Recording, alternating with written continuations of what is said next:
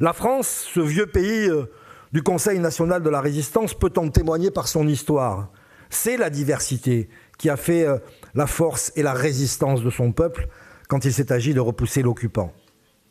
Parmi ces courants, certains regardent vers le passé, d'autres vers l'avenir.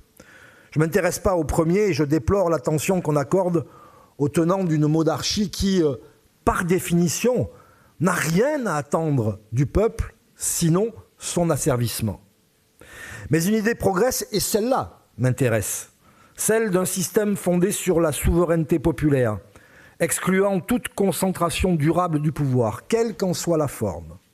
Dans cette perspective, les initiatives se multiplient pour rapprocher les acteurs issus d'horizons différents, politiques, sociaux, culturels, y compris parmi les communautés kurdes, baloutches ou arabophones.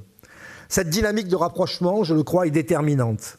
Elle montre qu'un projet commun peut se construire en tenant compte des réalités multiples de l'Iran.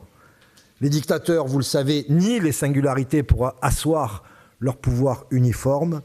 La liberté viendra en faisant tout l'inverse. Mais soyons clairs sur un point et j'en terminerai par là.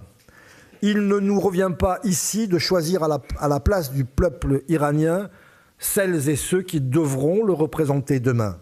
Ce serait contraire aux principes que nous défendons.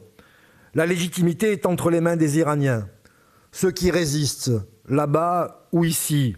Et je veux dire à cet instant l'admiration que j'ai pour certains d'entre eux, présents ce soir.